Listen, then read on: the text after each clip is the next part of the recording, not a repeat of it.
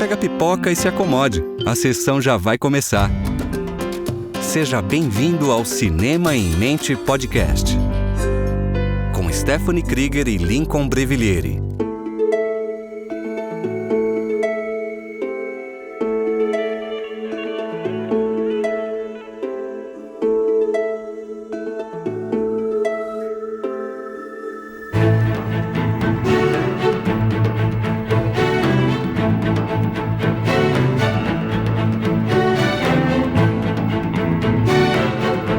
Sejam muito bem-vindos à sua sessão quinzenal do Cinema em Mente. Hoje, depois de uma folga merecida, o seu podcast favorito está de volta e com força total. E aí, como bom filho a casa torna, a gente conta com o retorno da nossa querida Stephanie. Aê! Palmas, palmas, palmas. Então, bem, o filme da vez é um queridinho lá entre os fãs da Disney e Pixar, que é o Procurando Nemo. Nele a gente conhece o Marlin, um peixe-palhaço, que após perder a sua família se tornou um pai super protetor e só relaxa quando, pra falar a verdade, ele não relaxa nunca, né? E aí que entra o Nemo, é o seu filho único, que como todo mundo conhece bem, tá passando por aquela fase do deixa eu viver minha vida. E aí ele decide explorar o mundo sozinho só pra acabar sendo capturado por um mergulhador. E a partir daí, o Marlin enfrenta o oceano inteiro e a sua própria ansiedade para resgatar o seu filhote, né? Mas ele não tá sozinho nessa. Ele também conhece a adorável Dory, uma peixinha que compensa a sua falta de memória com muita coragem. Então deixa eu me apresentar. Meu nome é Lincoln, eu sou comunicador social e eu esqueci o que eu ia falar agora. Deu uma de Dory. Exatamente. Quer continuar ou quer voltar? Não, era proposital, é isso mesmo. Mentira. É isso mesmo, eu escrevi até aqui. É que eu sou muito bom ator. Porque o meu tá... Nossa, novos talentos. Porque pra mim tá só com a reticência. Uhum. Então vou continuar, tá? Beleza. Então, beleza. Olá, meu nome é Stephanie, sou psicóloga e professora universitária e tenho que admitir que sou do time do controle. O que dizer do nosso protagonista, Marlin, não é mesmo? Ele é basicamente o presidente do clube do controle total. Tenta prever tudo, evitar qualquer risco, manter seu filho numa bolha. Trocadilho não intencional. Mas por trás de tanto controle, tem algo muito mais profundo. Uma angústia pessoal que grita, e se eu perder de novo? E é aí que mora o conflito. Quando o medo fala mais alto, o controle vira prisão. Já Nemo, por outro lado, tá começando a descobrir quem é. E Dory? Bem, ela é um caos adorável que nos lembra que viver também é confiar, mesmo quando a gente esquece o caminho de volta. Eu sou suspeita, eu amo a Dory, tá? Rainha. Nesse episódio, a gente vai conversar sobre como o medo, o controle e a angústia se misturam na construção dos laços e da identidade. Então segura nossa barbatana aqui, que o caminho é longo até P. Sherman 42, Wallaby Way, Sydney.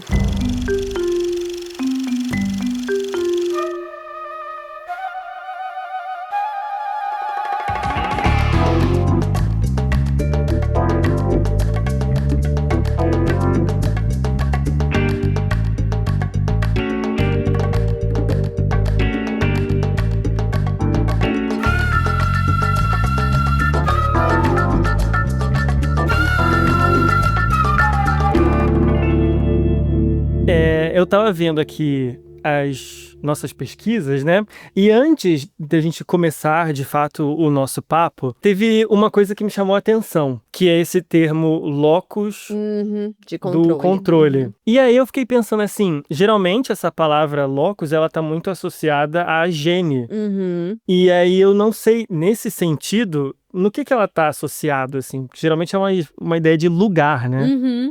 Na verdade, eu confesso que sim, eu não tenho um estudo profundo sobre a origem, né, da expressão, mas é uma expressão que a gente encontra bastante na literatura científica, mas ela traz mais essa ideia do lugar aonde a gente atribui o controle, né, das coisas que acontecem com a gente. Então, esse conceito, ele fala do quanto que cada pessoa acredita ter controle sobre os eventos e resultado, né, das coisas que acontecem sobre a própria vida.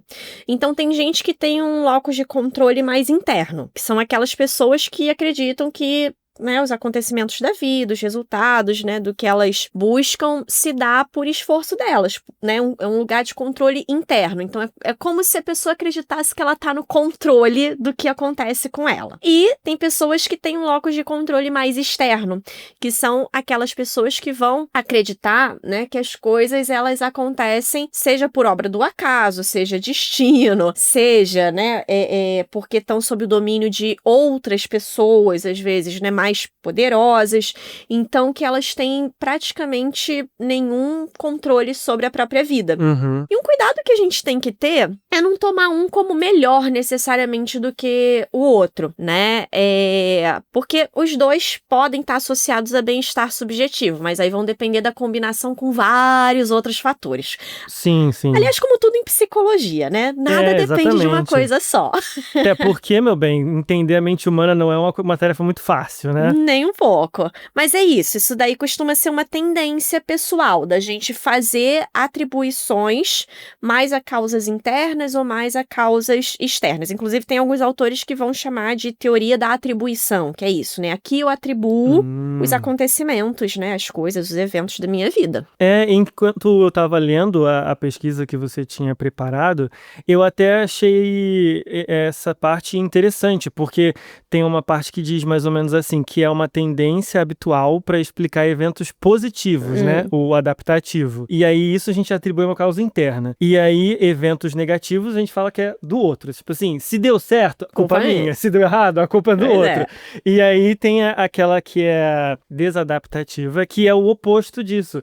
E eu fiquei falando assim, gente, nenhuma das coisas é tão bom assim, se a gente for parar pra pensar, né? Exatamente. As duas é muito fácil da gente cair numa armadilha. É isso aí. É como tudo, né? E já diziam os antigos, o problema tá nos excessos. Né? É um assunto recorrente aqui, né? O que eu gosto, né, assim, de pensar é o seguinte, né? E levo muito essa reflexão, né, pros meus atendimentos e tudo mais. É a gente ter a visão mais realista que a gente puder. Então, se isso aconteceu, o quanto de fato tava no meu controle e o quanto foi por causas externas. E às vezes vai pesar mais pra um lado ou pro outro. Porque, vamos ser honestos, às vezes a causa, né, de várias misérias é nossa mesmo. É a gente que foi arrumar problema, né? É a gente que foi atrás. Mas nem sempre. Às vezes a gente foi só uma vítima, realmente, dos acontecimentos. Mas eu acho que o ideal é sempre a gente conseguir entender qual é a nossa tendência, porque o que a gente, né, tava aqui falando, isso daí é uma tendência individual e que vai ser moldada pelas nossas características pessoais, pelo que a gente aprendeu ao longo da nossa vida. Então, qual é a minha tendência? Se eu tenho uma tendência a já me atribuir muita responsabilidade, talvez valha a pena eu olhar um pouquinho pra fora também. Se eu já tenho uma tendência, né, a entrar nessa de não, tadinha de mim, né, olha as coisas que acontecem comigo, oh, meu Deus, né? E eu, né, onde é que fico? Tinha uma colega minha de trabalho, psicóloga também, que ela usa, né, uma frase que eu gosto muito, né, citando uma música, né, que é: qual a parte que te cabe nesse latifúndio, né?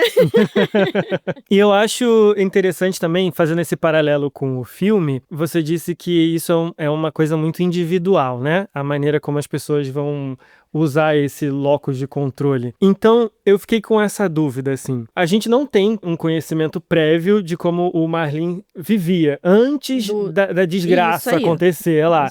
E aí eu fiquei pensando, tipo, um trauma ou alguma coisa muito, muito importante na nossa vida pode conduzir a gente a mudar essa nossa perspectiva, do tipo assim, eu era mais relaxado, mas aí depois que aquilo aconteceu, eu virei essa pessoa. Ai, difícil, vocês fazem umas perguntas difíceis, assim, gente.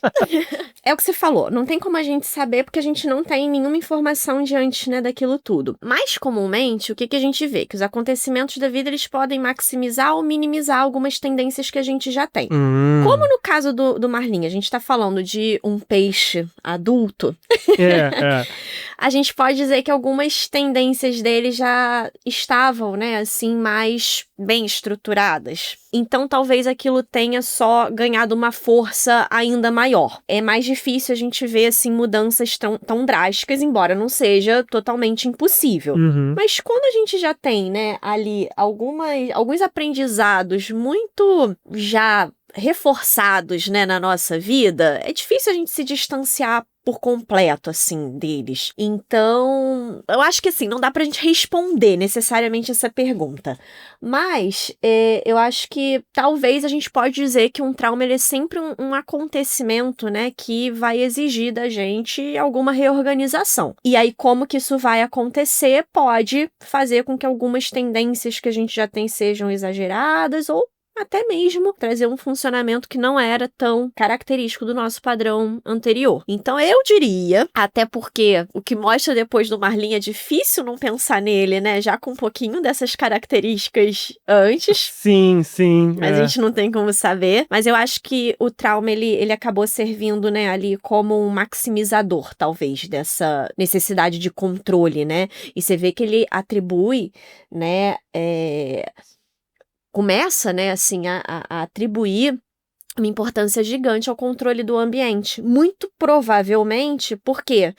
Porque talvez ele tenha começado a ter uma tendência de achar que as coisas ruins vão acontecer independente dele. Então, como que eu posso fazer isso? Controlando. Né? E realmente, né? Porque se a gente olha para aquela situação do início do filme, eles não estavam fazendo nada, eles estavam ali curtindo a vidinha de casado, né? Ali com a expectativa dos filhotinhos deles, e de repente estão de cara, né? Com aquele peixão e acontece tudo que acontece. Então, eu acho que ele entra nessa, né? Eu acho que ele, a partir dali, começa a viver com a crença do eu tenho que proteger o que me sobrou. Aí me bateu uma bad vibe agora. Quem acha que animação é só alegria, né? Né? Eu lembrei muito do Up, Sim. Assim, porque Up é um filme que tava muito na minha memória, e Procurando Nemo é um filme que tava na minha memória, mas alguns trechos, sabe? Aí rever esse filme me fez parar pra pensar nisso. Nossa, sou apaixonada. Tem um episódio dos Simpsons maravilhoso, não sei quem gosta, mas o Milhouse, ele assistia sempre Procurando Nemo e adorava o filme e tal. E aí um dia ele coloca aquela coisa das antigas, né? Acho que um DVD, uma fita cassete, que é Procurando Nemo é antigo, né? E a mãe dele tem que sair da sala, vai atender a porta, alguma coisa assim. Ele dá o play. E pela primeira vez, ele vê essa cena, né? Assim, esse prólogo, né? Antes do Nemo realmente nascer. E passa o episódio todo, o Milhouse numa depressão profunda, assim, né? É muito bom. E exatamente que ele começa a falar disso, né? Assim, o quanto que as desgraças acontecem, não tem nada que a gente possa fazer, né? Que é essa coisa de sempre, né? Atribuir os acontecimentos a causas totalmente externas, né? Que eu não tenho controle nenhum. Então, para algumas pessoas isso pode servir, né? Como o que a gente chama, não vou entrar aqui muito nesse conceito, deixa ele para um próximo filme, né? Mas um desamparo aprendido, que é isso, não adianta eu fazer nada, então eu começo a assumir, né? Um comportamento muito passivo diante da vida, ou talvez uma tentativa, né, ali de uma hipercompensação, que é um controle extremo, como a gente vê no Marlin. E uma coisa que eu fiquei pensando também, assim, a gente tá falando sobre psicologia, então, provavelmente, várias das perguntas que eu fizer, a resposta vai ser depende. Mas eu vou perguntar assim mesmo. Justo. É que, assim, às vezes nem todo cuidado é em excesso, assim. Ele tá fazendo isso por uma causa genuína, de uma maneira legal. Então eu fico pensando que é muito fácil a pessoa acabar confundindo essa rigidez com uma responsabilidade, sabe? E ficar travado nisso, assim. Perfeito. Que eu brinco que são as historinhas que a gente conta pra gente mesmo, né? A gente fica repetindo a mesma mentira 1000 vezes, aí ela se torna uma verdade, né? Não, ela é uma verdade pra aquela pessoa, né? Porque, assim, dá muito trabalho a gente olhar pra nossa experiência interna, né? E ver claramente, até por isso que às vezes a gente precisa, né, da terapia pra fazer isso, né? Porque às vezes a gente não tem... Porque às vezes a gente não tem nem elemento mesmo, né, pra conseguir encaixar.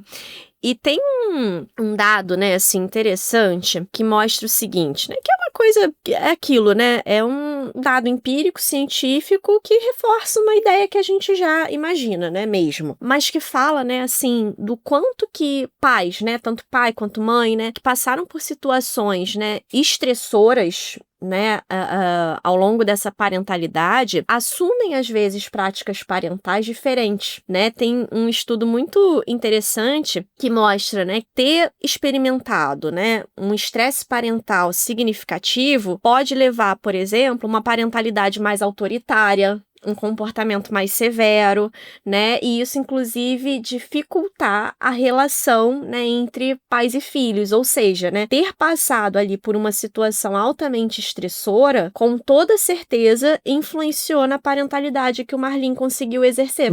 Que foi pro extremo do cuidado, né? Mas assim, eu acho que ultrapassa o cuidado, né? Foi realmente ali... Sim, com certeza. Pro extremo do controle. Tem uma frase que eu amo, uso como exemplo em aula, em atendimento, né, que é maravilhosa, que ele fala, né, depois que passa, né, aquele susto que ele vê que ficou só o ovinho do Nemo, né, e depois quando ele tá com a Dory também preso na baleia, ele repete a mesma coisa, que ele promete, né, pro Nemo que nada vai acontecer com ele. Então ele toma isso como a máxima, né, ali, vamos dizer, da parentalidade dele. Eu não vou deixar nada acontecer. E depois que acontece tudo, que eles já foram em busca do Nemo, e que ele se vê preso, né, ali dentro da baleia com a Dory, achando que não vai conseguir sair, naquele desespero de tentar de qualquer jeito, né, e aí ele vira e fala pra Dory, mas eu tenho que sair daqui, porque eu prometi pro Nemo que nada ia acontecer com ele. E Dory, maravilhosa, né? Vira e fala assim, nossa, que promessa engraçada de se fazer.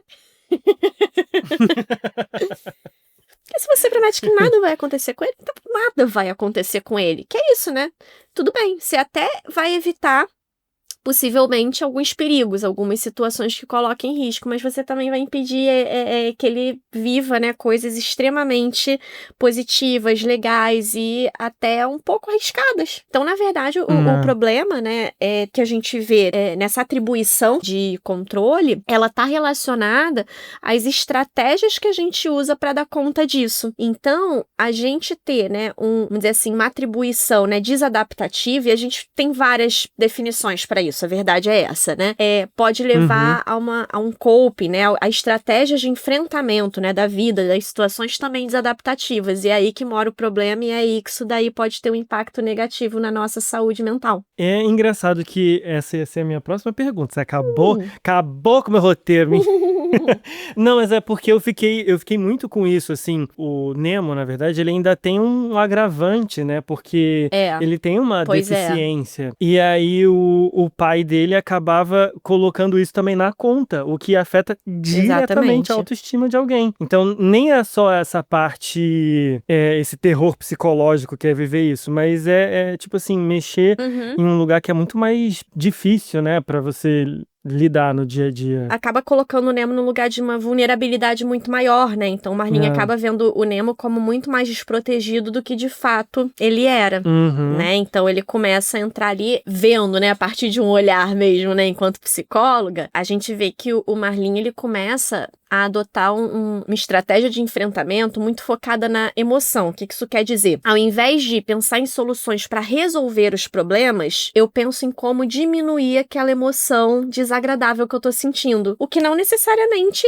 resolve o problema, porque é isso. Para diminuir minha ansiedade, eu fico trancada em casa. Resolve minha ansiedade, né? Mas vai me trazer vários outros problemas. Ao invés de pensar assim, tá, se eu considero isso perigoso, o que eu posso fazer para me sentir mais protegido ou para me proteger de fato, né? Então, a gente chama, né, essa estratégia de um coping focado na emoção ao invés de focado no problema, né? E é o que a gente vê exatamente ali, né? Então, acaba que todo esse, bem entre aspas, né, esse cuidado, né, do Marlin, essa super proteção dele, na verdade, é para ele tentar regular essa emoção negativa que ele tá sentindo, e não para resolver o problema. O que torna, né, inclusive, ele muito pouco sensível às necessidades do Nemo, que a gente não tem idade necessariamente, mas considerando que ele tá ali começando na escola, né, a gente pode falar que o Nemo é uma criança, né, ainda.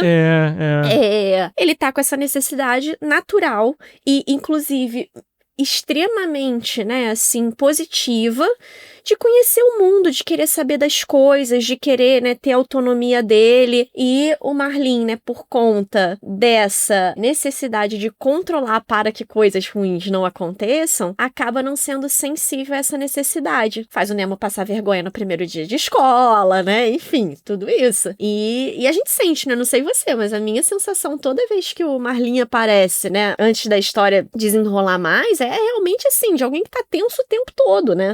Com toda certeza. E pra mim não teve como não fazer esse parâmetro com o Red, né? É bem, sim. bem comum, mas eu acho que o Marlin ainda é pior do que a mãe da Mei Mei, eu acho. Porque são coisas diferentes, né? A mãe da Mei Mei, ela cobra desempenho. É uma coisa bem voltada de perfeccionismo, propriamente dito. Que ambos podem estar tão relacionados com o tema ansiedade, né? Tão relacionados a algumas práticas parentais, né? Não muito favoráveis para o desenvolvimento, né, infantil.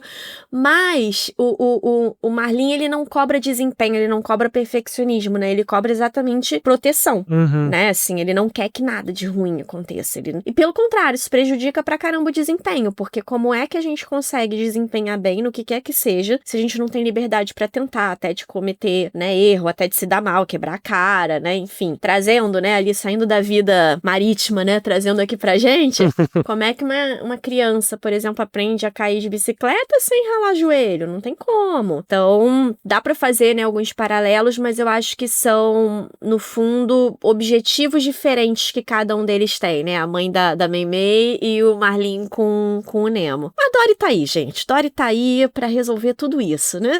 Né? Então, assim, eu tava até pensando, no próximo bloco a gente pode largar um pouquinho o controle de lado e aprender a confiar. O que você acha? Show de bola. Vambora? Então vamos lá? Cinema, ciência e psicologia? Cinema em Mente Podcast.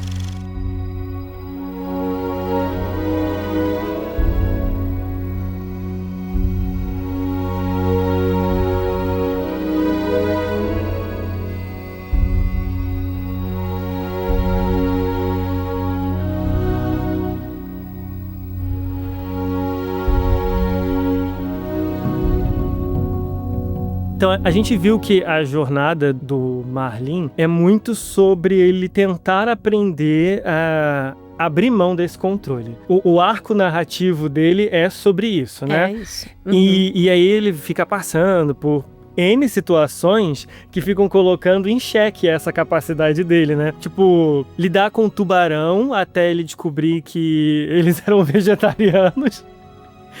Tem aquele tanto de água viva, e tem as tartarugas surfistas, maravilhosas. E tal, assim. E é claro, obviamente, a Dory, que é um desafio à parte pra ele, né? Gente, então, muito assim, bom. Antes da gente começar a falar sobre a Dory propriamente dita, que é o extremo oposto dele, aí eu queria saber um pouco mais sobre como é que essas experiências que ele foi passando podem ilustrar como a gente sai de um controle desadaptativo e vai indo mais para um adaptativo, sabe? Essa transição de um para o outro, assim. Assim, primeira coisa, a gente se dá conta do que a gente tá fazendo, né? Começa daí. Eu acho que isso acontece ali na jornada do Marlin, sem sombra de dúvida. Com toda certeza. Eu acho que o primeiro ponto é esse, né? Assim, a gente se dá conta. A que eu atribuo as coisas que acontecem? Qual a responsabilidade que eu acho que eu tenho sobre as coisas? É nenhuma ou é muito exagerada, talvez? E tentar adaptar isso, né? E a gente tentar fazer aquilo que a gente efetivamente consegue identificar que tá no nosso controle. Porque também a gente ficar ali tentando controlar a coisa que a gente não vai conseguir é inútil. Não vai adiantar de nada, né? Então, é isso. A que eu atribuo as coisas que acontecem? Aceitar que coisas ruins vão acontecer com a gente. Ponto. Não tem como a gente viver sem que isso aconteça. E até entender. E se eu tive um desfecho negativo? E se aconteceu alguma coisa ruim? O que estava envolvido? O que foi do meu controle? O que eu não tinha, né? Como prever, como saber? Agora, um ponto, né, que eu acho que vale a pena a gente falar, que quando a gente vai ler, né, estudos sobre o assunto, a maioria dos estudos atribui ao locus de controle interno, que é aquele que a gente, né, sente que está no controle de alguma coisa, pelo menos, a várias variáveis interessantes. Está associado, né, às vezes a uma melhor autoestima, melhor ajustamento, melhor saúde mental, muitas vezes, né, até mesmo um coping melhor, né, um enfrentamento melhor das situações, né, das demandas que a vida coloca pra gente. Então, a gente ter alguma sensação, né, de que a gente tem alguma possibilidade de controle é bom. É positivo e é realista, tá? Porque o outro lado também da moeda é isso. Então não tem nada que eu possa fazer, eu vou só vivendo aqui, vendo o que acontece comigo, né? Uma visão meio nihilista, né, de encarar a vida. Que inclusive tá muito associada a sintoma depressivo, de desesperança, por exemplo. Então algum nível de controle é importante que a gente consiga perceber. A questão é não cair no excesso, de achar que também tudo é responsabilidade nossa, e principalmente porque tem aquelas pessoas que, muitas vezes, quando é alguma coisa boa que acontece com elas, né, elas atribuem a tudo, tive sorte, alguém me ajudou, e quando é alguma coisa ruim, porque tá vendo como é que eu sou uma idiota, tá vendo como é que, né, eu sou uma fracassada. Então, é a gente realmente questionar o quanto disso daqui eu tenho responsabilidade, o quanto se deve a outros fatores, o que eu poderia ter feito diferente ou não, só vou poder fazer diferente daqui pra frente porque eu aprendi agora, e é um eterno questionamento, a verdade é essa. E conhecer a nossa tendência, né? Então, eu fiquei pensando muito sobre esse lance de... Eu fiquei brincando até, eu tava conversando sobre o estudo com a minha mãe, aí eu fiquei brincando que parece muito aquela, em matemática, que a gente faz tipo um xizinho assim, aí tem tipo 2 itens de um lado, um xizinho e 2 itens do outro. Nossa, lembro de nada disso, tá falando grego pra mim, tá? Eu também não lembro não, tá? Eu também não lembro não. Mas eu fiquei pensando nisso, porque aí tem assim, de um lado tem adaptativo e desadaptativo. Aí do outro lado tem interno e externo. Exatamente. Aí você fica fazendo essas combinações. Exatamente. Isso com isso, isso com isso. E aí eu fiquei pensando assim, então, ver se eu entendi um pouco, se eu não tô falando nenhuma besteira, tá? Eu fiz essa anotaçãozinha aqui, baseado no estudo e no filme, seria incorreto ou correto afirmar que a Dory, ela tem um locus de controle interno e adaptativo. Com uma tendência geral sim, né? Afinal de tudo, continue a nadar, né? Exato, é por isso mesmo. Eu pensei justamente por conta desse lema dela. Que isso, eu até né? anotei aqui, porque na real, tipo assim, quando você tinha falado que o interno tem mais essa sensação de saber que você está no controle, e isso de fato ela não apresenta assim 100%, mas ela é uma pessoa que confia. Não necessariamente no controle. É porque é difícil também da gente estimar tudo isso com alguém que não tem memória, né? O que ela realmente entendeu da situação, não é mesmo? É verdade, eu lembro muito da cena do Alcoólicos Anônimos lá, né? E ela dando lá, e eu nunca comi um peixe. E depois ela frequenta, né? Ela segue frequentando. E ela segue sendo vegetariana até hoje, nunca comeu um peixe. Exatamente. E quem afirma que ela não comeu? Porque ela também não vai lembrar. Olha só, nunca tinha parado pra pensar nisso, hein? Realmente. Então, assim, seguindo aqui a nossa conversa. Agora eu queria falar um pouco sobre confiança. Tipo assim, confiar no outro e ter um locus de controle mais saudável, eles andam juntos, né? Sim, porque eu confiar no outro é eu entregar um pouquinho do controle pro outro, né? Eu entender que, assim, tem coisa que eu não vou ter controle. Ou eu confio que o outro, né, vai agir de acordo com o que eu espero, com a minha expectativa ou não. Né? Então, sim, confiança depende da gente delegar um pouquinho do controle pro outro, sem sombra de dúvida. É porque eu tava até tentando fazer um parâmetro, assim, um paralelo com essas relações afetivas, assim, amorosas que a gente tem, de relacionamento mesmo, porque é muito difícil, né, a gente chegar nesse meio termo das duas coisas. Porque tem, e também, aí eu tô falando fonte e vozes da minha cabeça, tá? Confiança também é uma coisa que, na minha percepção, significa uma coisa muito particular para cada um. Sim, e é de cada relação. Exato. Tem uns que vão botar na balança, sei lá, tipo, traição como algo inegociável, e aí tem outros que vão falar assim, você vai assistir uma série sem a minha presença. Jamais. Então, assim, término aqui. e aí, como a gente já até falou lá em episódios passados do filme do Ele Não Está Tão Afim de Você, tem o cigarro, o famoso cigarro. Sabe? Ela aceitou a traição, mas ela não aceitou o cigarro. O cigarro, exatamente. E tudo isso, né, Lincoln, vem de, como é que eu vou dizer, né, uma questão que é o que me leva a querer controlar. Porque, assim, o controle, ele dá uma falsa sensação de que, então, ok, então, nada vai sair aqui do script. Só que isso daí é ilusório, não vai acontecer. Então, assim, o exagero do controle, ele já é por si uma batalha perdida, porque em algum momento não vai funcionar. Então, e outra, né, muito mais cansativo, porque te exige muito mais dedicação pra ficar ali controlando as coisas, o mundo, você, o outro, né, e tal. Então, no final das contas, o que é mais vantajoso, né? Assim, de que maneira parece ser mais interessante da gente levar a vida, né? Então, acho que tem muitas coisas pra pensar, né, assim, nesse meio do caminho. Não, com certeza. Mas eu acho que a gente pode também, né, passar pro próximo bloco pra gente também falar um pouquinho sobre angústia pessoal, que é um ponto também extremamente importante quando a gente pensa ali, né, na relação do Marlin com o Nemo. Vamos? Vambora.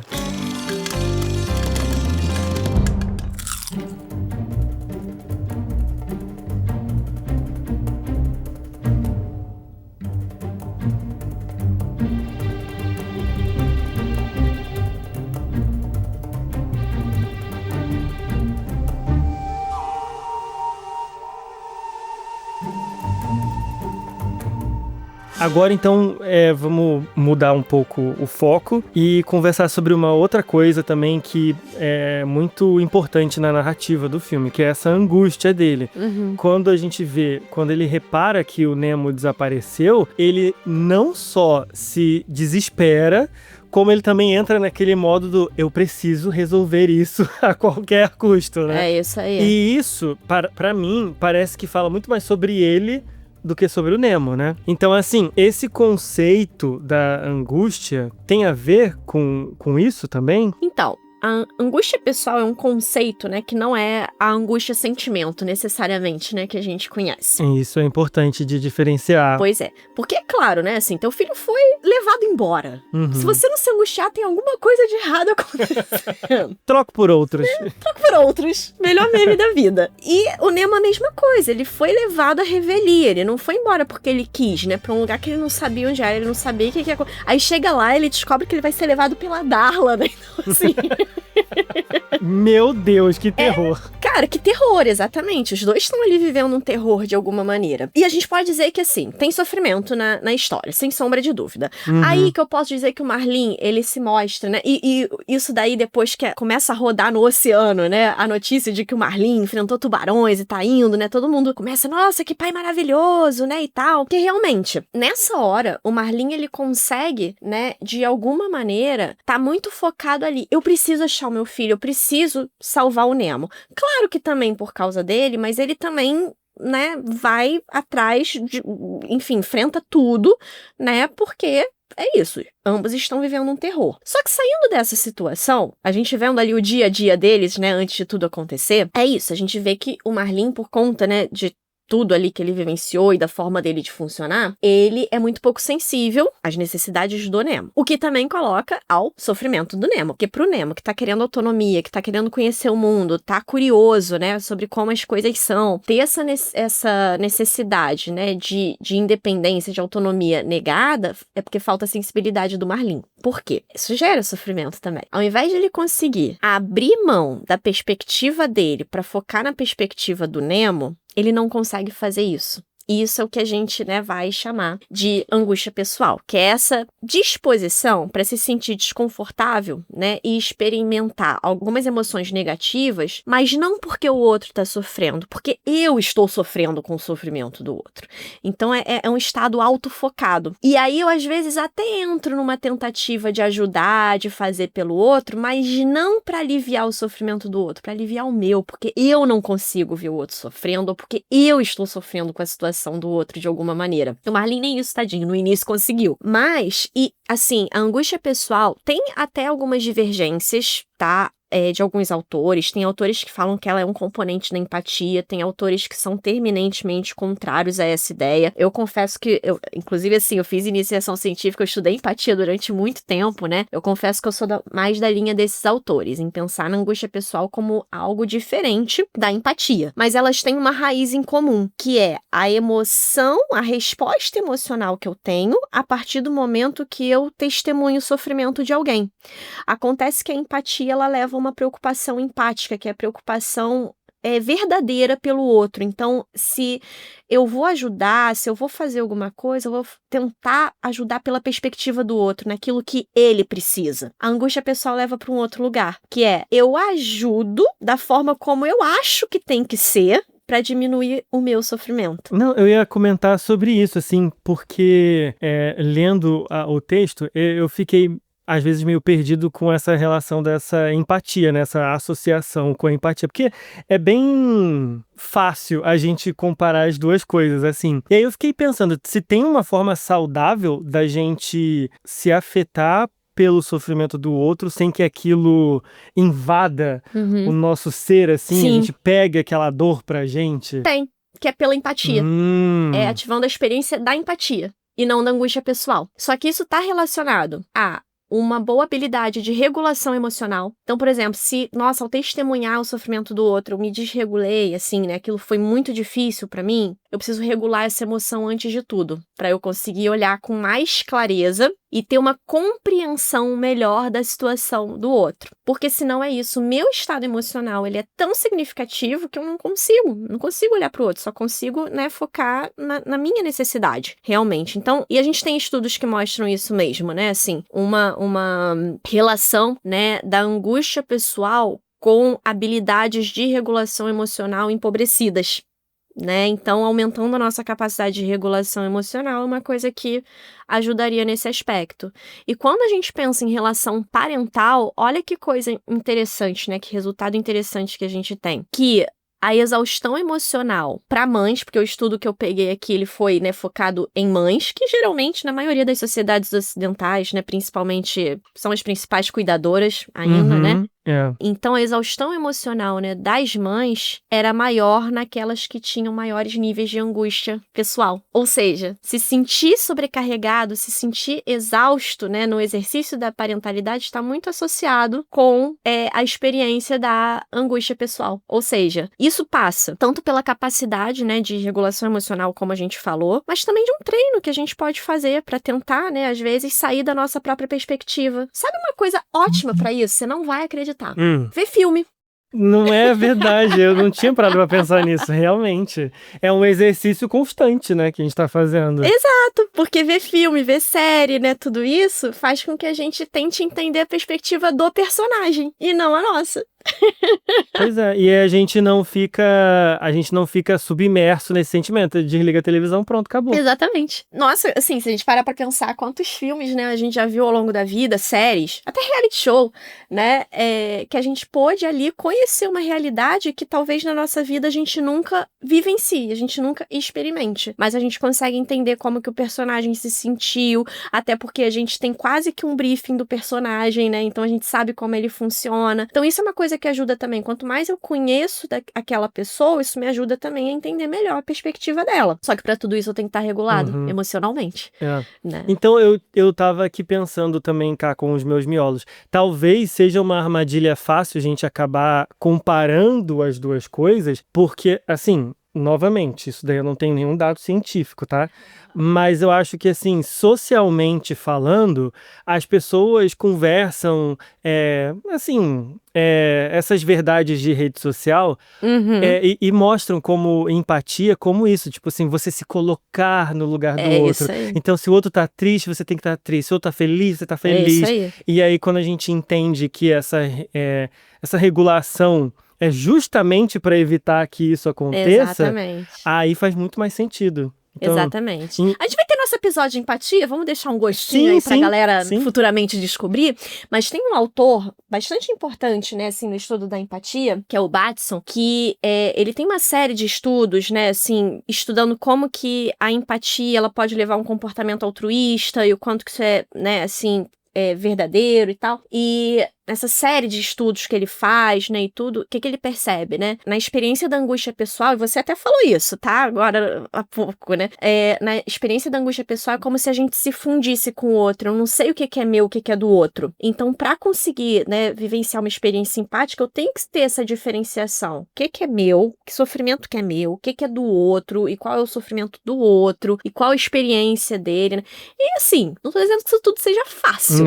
Não mesmo. Mas a gente sabe saber, né, assim, mais ou menos essas diferenças já ajuda um pouquinho. Pois é, e aí Né? fica aí meu respeito por todos os psicólogos desse Brasil, porque é uma profissão baseada nisso. É isso aí. Literalmente, vocês têm que aprender na marra a fazer isso, né? Aham. Realmente. É isso aí.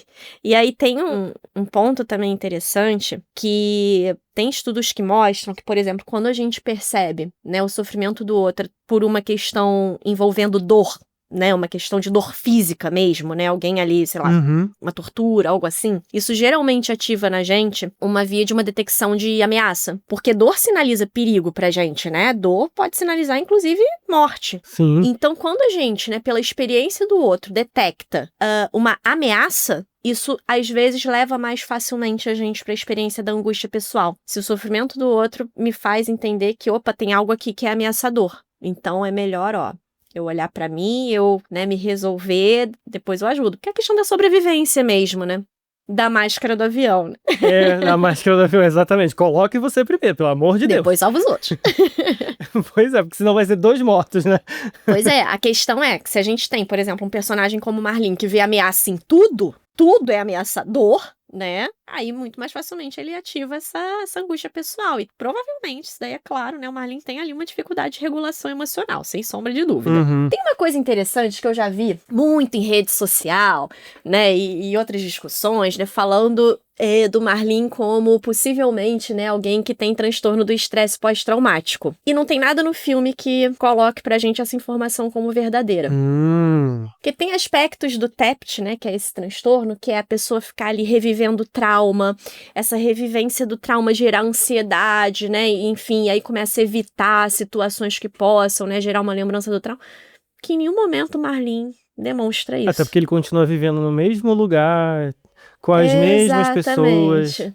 A gente não vê em nenhum momento ele lembrando daquilo o tempo todo. É claro, isso daí passou a ser parte da história dele, né? Passou a fazer parte da biografia dele. Então, tem um momento que ele lembra dele pegando ali o ovinho do Nemo, né? Rachadinho. Mas é natural. A gente vai lembrar das coisas que aconteceram com a gente, né? Mas, tudo bem. O trauma acabou desenvolvendo nele uma estratégia desadaptativa para lidar com ameaças, sem sombra de dúvida, né? Mas não dá pra gente dizer que seja um TEPT, como eu já vi muitas vezes. Então, na minha compreensão, né, pelo que o filme me mostra, eu não diria que o Marlin tem TEPT. Até porque, assim, tirando um pouco a psicologia do lado e indo em termos narrativos, é muito fácil você ilustrar esse tipo de síndrome. É só entulhar aquilo de Toda hora flashback. ali. Exatamente. E aí, se o filme não fez, usa né? esse artifício, então provavelmente é porque ele não quis adentrar aí. Agora, sem sombra de dúvida, que as nossas experiências, né, vão alterando, né, nossa forma de funcionar, sem sombra de dúvida, e nem sempre isso é pra melhor, que é o que acontece com o Marlin. Mas é isso, Dory fez o papel de uma boa terapeuta só que aí... e tudo se Só que aí eu acho que não é muito boa, não, porque aí depois você tem que contar a mesma história de novo pra ela lá. Ah, tá, entendi. Porque aí, meu bem, não adianta. Eu lembro que... Porque falta uma capacidade essencial, né, num bom terapeuta, que é a memória. Exatamente. Eu ia falar sobre isso, que às vezes eu tava contando uma história que aconteceu aí 5 anos depois, aí relembra lá aquela história. Gente, nem eu lembrava aquela história. Então, assim, indo pro final do filme, o Marlin, ele já tá diferente, ele deixa lá o Nemo... Até porque ele enfrentou um monte de coisa, né? O pior já foi. Exato.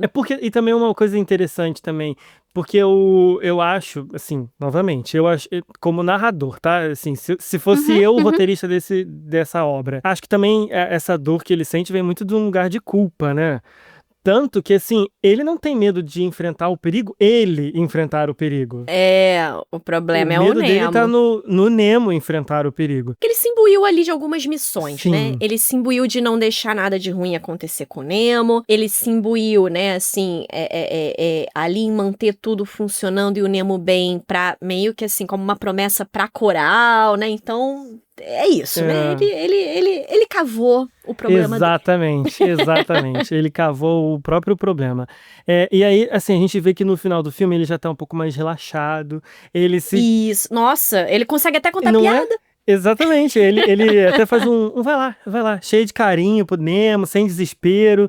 E aí parece que ele encontrou um jeito de amar com mais confiança e menos aí. Pânico. Mais sensível, né, às necessidades Exato. do Nemo. E até da Dory, né? Porque ele até deixa a Dory continuar participando da reunião com os tubarões. Exatamente.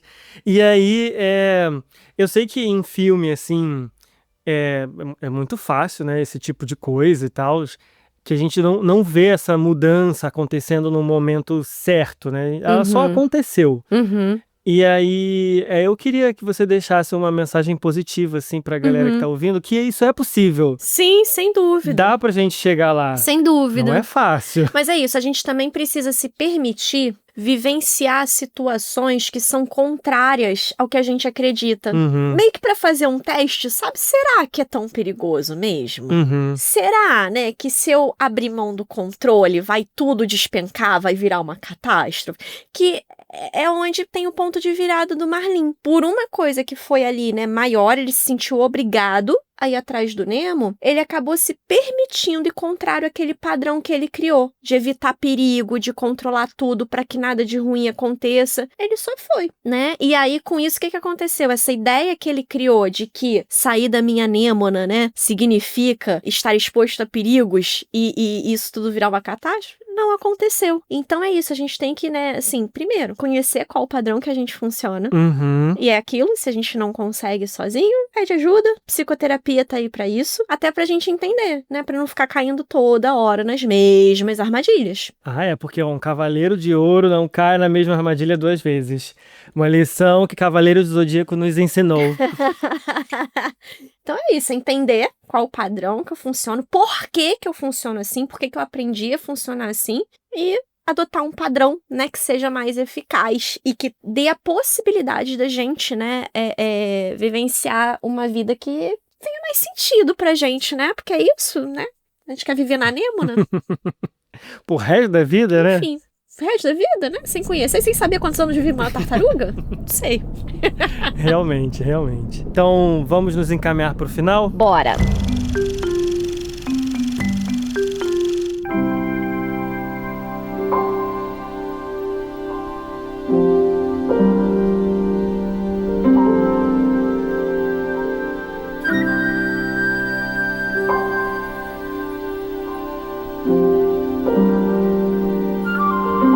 Então, assim, para não quebrar o nosso velho e querido ritual, a gente vai deixar aquela perguntinha, né? Até a nossa próxima quinzena. Mas antes disso, foi só um pequeno resuminho do que foi esse papo. Que a gente viu que controlar nem sempre é sinônimo de cuidar. E às vezes é só medo, né? Disfarçado. E que se afogar na dor do outro também não é a melhor forma da gente nadar melhor. Então, assim, pra você que tá ouvindo aí a gente agora, a Stephanie vai fazer essa perguntinha, hein? É isso. Eu quero saber o que você faz quando as coisas saem do seu roteiro. Cara, eu posso dizer a minha resposta agora? Ih, pode. É breve. Eu me desespero por 2 ou 3 dias. Acho justo. Acho que a gente tem que dar lugar pro desespero também. Depois a gente junta os cacos e continua a nadar. Exatamente. Aí eu exatamente. Eu só continuo a nadar depois. Deixa eu sofrer um pouquinho. É isso, cada um no seu... Eu também. Eu gosto de uma posição fetal ali durante um tempinho, depois eu continuo a nadar. Não é? Então, assim, só pra dar uns recadinhos pra galera, não deixa de seguir a gente lá no nosso Instagram, @Cinema em Mente Podcast. E lembrando que pra galerinha mais descolada, também estamos no TikTok, olha só. Com os cortes que você já conhece, tá tudo lá certinho. No YouTube também, o nosso episódio também está disponível no YouTube e com os cortes lá nos shorts. Então não tem desculpa. Não tem nenhuma. Você pode escutar a gente de milhões de formas diferentes. E não deixa de seguir a gente em todos os lugares, pelo amor de Deus. E comenta, gente. Dá uma força, né? Pois é. A gente quer trocar mais com vocês também. Vai lá, comenta, diz o que vocês acharam, sugere, né? A gente quer ouvir vocês. Pois é, então venha cá, continue a nadar com a gente. Então até o próximo episódio. Até!